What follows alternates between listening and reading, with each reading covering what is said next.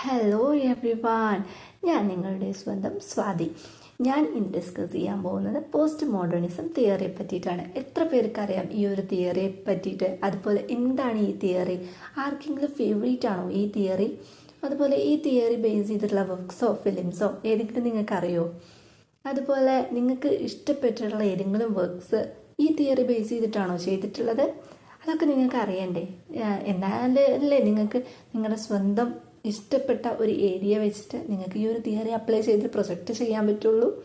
അപ്പോൾ ഒട്ടും നമ്മൾ ലാഗ് ചെയ്യിപ്പിക്കുന്നില്ല, നമുക്ക് വീഡിയോയിലോട്ട് പോവാം. അതിന് മുന്നേ ഈ ഒരു വീഡിയോ നിങ്ങൾ ഫസ്റ്റ് തൊട്ട് എൻഡ് വരെ കണ്ടാൽ എല്ലാ കാര്യങ്ങളും മനസ്സിലാവുള്ളൂ. അതുപോലെ നമ്മൾ വൈവയ്ക്ക് എടുക്കുന്ന ക്വസ്റ്റ്യൻസ് എങ്ങനെയൊക്കെയായിരിക്കും, ഏതൊക്കെ ഏരിയ ഫോക്കസ് ചെയ്യണം, അതുപോലെ കുറേ കുട്ടി ടിപ്സും നമ്മൾ ഈ ഒരു വീഡിയോയുടെ എൻഡിലായിട്ട് നമ്മൾ പറയുന്നതായിരിക്കും. അപ്പോൾ നിങ്ങൾ എന്തായാലും ഈ ഒരു വീഡിയോ ഫസ്റ്റ് തൊട്ട് എൻഡ് വരെ എന്തായാലും കാണും. എന്നാലേ നിങ്ങളുടെ എല്ലാ ഡൗട്ട്സും ക്ലിയർ ആവും, നിങ്ങൾക്ക് നല്ലൊരു പ്രൊജക്റ്റ് സ്കോർ ചെയ്യാനും പറ്റുള്ളൂ.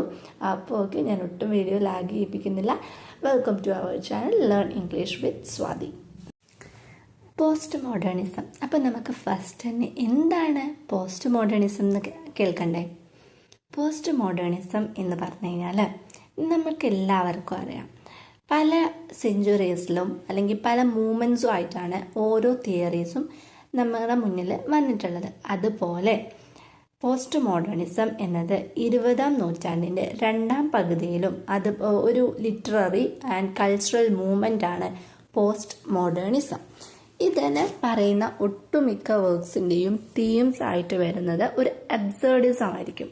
അതായത് യഥാർത്ഥത്തിലുള്ള ഒരു ട്രൂത്തോ കാര്യങ്ങളോ ഉണ്ടാവില്ല, അല്ലെങ്കിൽ ഒരു അബ്സേർഡിസം ആയിട്ടുള്ള നോൺ എക്സിസ്റ്റൻഷ്യൽ, അതായത് നമുക്ക് നമ്മുടെ ഒരു എക്സിസ്റ്റൻസ് എവിടെയാണ് എന്നറിയാൻ പറ്റാത്ത ഒരു ടൈപ്പ് ഓഫ് അബ്സേർഡ് ലൈഫിനെ പറ്റിയിട്ടാണ് ഒട്ടുമിക്ക പോസ്റ്റ് മോഡേണിസ്റ്റ് വർക്ക്സും പറയുന്നത്. അപ്പോൾ ഈ ഒരു വർക്കിൽ വരുന്ന കീ ടേംസ്, അല്ലെങ്കിൽ നമ്മളിപ്പോൾ ഒരു വർക്ക്സ് വായിക്കാൻ, ഇപ്പോൾ നമ്മളൊരു വർക്ക് വായിക്കുമ്പോൾ അതിൽ പല ഇപ്പോൾ ചില വർക്ക്സ് എങ്ങനെയായിരിക്കും, ഫസ്റ്റ് തൊട്ടിട്ട് എൻഡ് വരെ വായിക്കുമ്പോൾ ഒരു സ്റ്റൈൽ ഉണ്ടായിരിക്കും. ഒരു ഫസ്റ്റ് ബിഗിനിങ് ഉണ്ടായിരിക്കും, മിഡിൽ ഉണ്ടായിരിക്കും, എൻഡ് ഉണ്ടായിരിക്കും. അങ്ങനെയുള്ള ഒരു പ്രോപ്പറായിട്ടുള്ളൊരു സ്ട്രക്ചർ ഉണ്ടായിരിക്കും. എന്നാൽ ഒരു പോസ്റ്റ് മോഡേണിസം എന്ന് പറയുന്ന തിയറിയുള്ള ഒരു വർക്ക് എടുക്കുന്ന സമയത്ത് നമുക്ക് അങ്ങനെ കാണാൻ പറ്റില്ല. ചില സമയത്ത് അത് ഫ്ലാഷ് ബാക്ക് പറയും, ചില സമയത്ത് പ്രസന്റ് ഡേ പറയും, ചില സമയത്ത് അത് ഫ്യൂച്ചർ ആയിരിക്കും പറയേണ്ടത്. അപ്പോൾ ഒരു നോൺ ലീനിയർ സ്ട്രക്ചർ ആയിരിക്കും അവർ കൊടുക്കുന്നുണ്ടാവാം.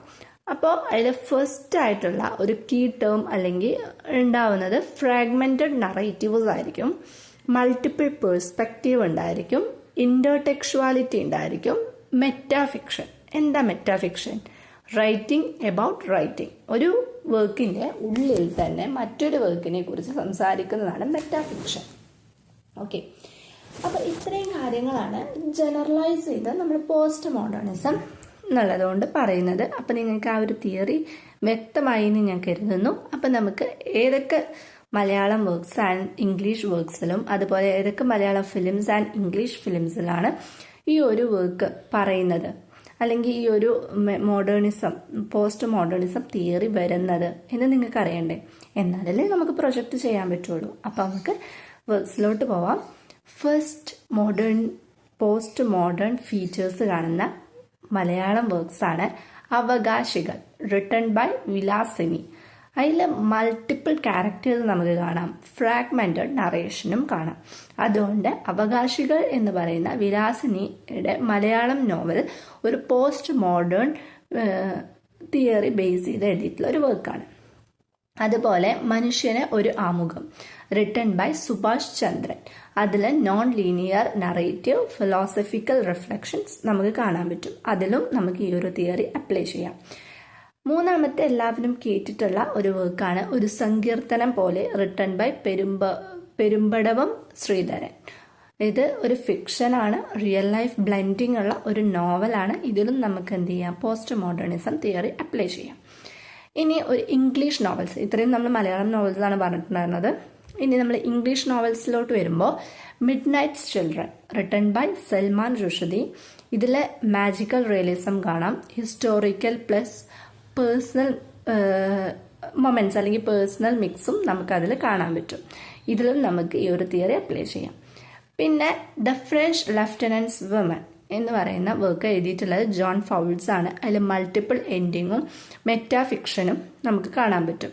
ഈ ഒരു വർക്ക് PG സ്റ്റുഡൻസിന് പഠിക്കുന്ന ഒരു വർക്കാണ് കേട്ടോ. അപ്പോൾ അവർക്കത് ഫെമിലിയർ ആയിരിക്കും. ഇത് എൻഡിങ് വരുന്നത് മൾട്ടിപ്പിൾ എൻഡിങ് ആയിരിക്കും. അതും എന്താണ് പോസ്റ്റ് മോഡേണിസത്തിൻ്റെ ഒരു വൺ ഓഫ് ദി ഇമ്പോർട്ടൻറ്റ് ഫീച്ചറാണ്. അതുകൊണ്ട് നമുക്ക് ഈ ഒരു വർക്കിലും നമുക്ക് ആ ഒരു തിയറി അപ്ലൈ ചെയ്യാൻ പറ്റും. The crying of a lot 49 written by Thomas Pynchon എന്നാണോ എനിക്കറിയില്ല കറക്റ്റ് പ്രൊനൗൺസിയേഷൻ. ഞാൻ ഇതിൻ്റെ പേര് നമ്മളിതിൽ കാണിച്ചിട്ടുണ്ട്. അപ്പോൾ നിങ്ങൾ വായിച്ച് നോക്കുക, കാരണം നെയിംസിൻ്റെയൊക്കെ പ്രൊനൗൺസിയേഷൻ പലയിടത്തും പല രീതിയിലായിരിക്കും. ഓക്കെ, അപ്പോൾ ഇതൊരു ഫ്രാഗ്മെൻറ്റഡ് പ്ലോട്ടാണ് വരുന്നത്. ഇതുപോലെ വൺ ഓഫ് ദി ഇമ്പോർട്ടൻ്റ് ആയിട്ടുള്ള അല്ലെങ്കിൽ ഫെമിലിയർ ആയിട്ടുള്ള ഒരു വർക്കാണ് the waiting for Godot written by Samuel Beckett ആണ് തോന്നുന്നു. അപ്പോൾ ആ ഒരു വർക്കിൽ നമുക്ക് ഈ ഒരു പോസ്റ്റ് മോഡേണിസം കാണാം. ഇത് ഫുൾ ഓഫ് അബ്സർഡിസം ആണ് അതിൽ തിയറി ആയിട്ട് വരുന്നത്, തീമായിട്ട് വരുന്നത്. പോസ്റ്റ് മോഡേണിസം നമുക്കതിൽ അപ്ലൈ ചെയ്യാവുന്നതാണ്. അതേപോലെ Birthday Party written by Harold Pinter ആണ് വരുന്നത്. അതിൽ നമുക്ക് ഈ ഒരു theory postmodernism theory applicable ആണ്. ഓക്കെ, ഇനി ഫിലിംസിലോട്ട് കടക്കുമ്പോൾ നമുക്ക് ഇംഗ്ലീഷ് ഫിലിംസും ഉണ്ട്, മലയാളം ഫിലിംസും ഉണ്ട് ഞാൻ കൊടുത്തിട്ടുണ്ട്. അപ്പോൾ അതിൽ ഏതൊക്കെ ഫിലിംസിലാണ് പോസ്റ്റ് മോഡേണിസം വേണ്ടതെന്ന് അറിയണ്ടേ? എന്നാലല്ലേ നിങ്ങൾക്കിപ്പോൾ ഫിലിമാണ് ഇൻട്രസ്റ്റ് എന്നുണ്ടെങ്കിൽ എടുക്കാൻ പറ്റുള്ളൂ. അപ്പോൾ നമുക്കത് നോക്കാം. Pulp fiction directed by Quentin Tarantino. ഇതൊരു non linear pop cultural mix ആയിട്ടുള്ളൊരു ഫിലിമാണ്. അതിൽ നമുക്ക് ഈ ഒരു തിയറി അപ്ലൈ ചെയ്യാം. ഇൻഗ്ലോറിയസ് ബാസ്റ്റേർഡ്സ് ക്വെൻറ്റിൻ ടാരാന്റിനോ ആണ് ഡയറക്റ്റ് ചെയ്തിട്ടുള്ളത്. ഒരു ഓൾട്ടർനേറ്റ് ഹിസ്റ്ററിയാണ്. ഇതിലും നമുക്ക് ഈ തിയറി അപ്ലൈ ചെയ്യാം. ചാർലി മലയാളം മൂവിയാണ്. ഡയറക്റ്റ് ചെയ്തിട്ടുള്ളത് മാർട്ടിൻ പ്രഗാത് ആണ്. അത് non linear story telling mystery layers ആണ് വരുന്നത്. പിന്നെ ഉള്ളത് അടുത്ത മലയാളം മൂവി പറയുന്നത് മഹേഷിൻ്റെ പ്രതികാരം. ഇതിൽ നമുക്ക് ദിലീഷ് പോത്തനാണ് അത് ഡയറക്റ്റ് ചെയ്തിട്ടുള്ളത്. Everyday realism, unexpected narrative tones ഒക്കെയാണ് അതിൽ വരുന്നത്. ഇതിലും നമുക്ക് ഈ ഒരു തിയറി അപ്ലിക്കബിൾ ആണ്. അപ്പോൾ ഇത്രയും ഫിലിംസ് ആൻഡ് നോവൽസ് ആണ് ഞാനിപ്പോൾ ഇൻട്രൊഡ്യൂസ് ചെയ്തിട്ടുള്ളത്. അല്ലെങ്കിൽ ഇതിന് പുറമെ നിങ്ങൾക്ക് ആർക്കെങ്കിലും ഈ തിയറി റിലേറ്റഡ് ആയിട്ടുള്ള വർക്ക്സ് അറിയുന്നുണ്ടെങ്കിൽ നിങ്ങൾ എന്തായാലും കമൻറ്റ് ചെയ്യുക. എന്തെങ്കിലും ഡൗട്ട്സ് ഉണ്ടെന്നുണ്ടെങ്കിലും നിങ്ങൾ കമൻറ്റ് ചെയ്യണം. അപ്പോൾ ഇതിലൊക്കെ നമ്മൾ എന്താണ് മെയിനായിട്ട് ഫോക്കസ് ചെയ്യേണ്ടത്? വൈവയിൽ എന്താണ് ഫോക്കസ് ചെയ്യേണ്ടത്? വൈവയിൽ അല്ലെങ്കിൽ പ്രൊജക്റ്റ് നമ്മൾ എഴുതുമ്പോൾ എന്തൊക്കെയാണ് ഫോക്കസ് ചെയ്യേണ്ടത്? ആദ്യം നമുക്ക് നല്ല നോളജ് ഉണ്ടായിരിക്കണം നമ്മുടെ തിയറി എന്താണെന്നുള്ളത്. ഇപ്പോൾ പോസ്റ്റ് മോഡേണിസം തിയറി എന്താണെന്ന് ചോദിച്ചു കഴിഞ്ഞാൽ നമുക്ക് പറയാൻ അറിയണം, reality is relative and truth can have many versions. അത് നമുക്ക് പറയാൻ അറിയണം.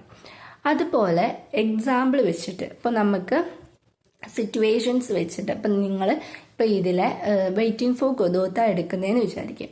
അപ്പോൾ ഇതിൽ ഈ പോസ്റ്റ് മോഡേണിസം തിയറി പറ്റും എന്ന് പറഞ്ഞ് അതിൽ വരുന്ന ഓരോ സീക്വൻസുകളെടുത്ത് ഫ്രാഗ്മെൻറ്റഡ് ആയിട്ടുള്ള കുറേ സംഭവങ്ങളുണ്ടല്ലോ. അപ്പോൾ അതൊക്കെ എടുത്ത് നിങ്ങളത് പ്രൂവ് ചെയ്ത് കാണിച്ചു കൊടുക്കണം. ഈ തിയറി ഈ ഒരു സിറ്റുവേഷനിൽ ഈ ഒരു തിയറി പറ്റും. അപ്പോൾ എല്ലാ സിറ്റുവേഷൻസും അതിന് എക്സാമ്പിൾ എന്നുള്ള രീതിക്ക്, ആ തിയറിക്ക് എക്സാമ്പിൾ എന്നുള്ള രീതിക്ക് ആ ഒരു വർക്കിലുള്ള ഒട്ടുമിക്ക സിറ്റുവേഷൻസും നിങ്ങൾ നന്നായിട്ട് അതിനെക്കുറിച്ച് ഐഡിയ വേണം. അതേപോലെ നിങ്ങൾക്ക് എന്താണ് നിങ്ങളുടെ ഫൈൻഡിങ്സ് എന്താണ് എന്നുള്ളത് നിങ്ങൾക്ക് നന്നായിട്ട് അറിയണം. അതിൻ്റെ റെലവൻസ് എന്താണെന്നുള്ളതും നിങ്ങൾക്ക് നന്നായിട്ട് അറിയണം.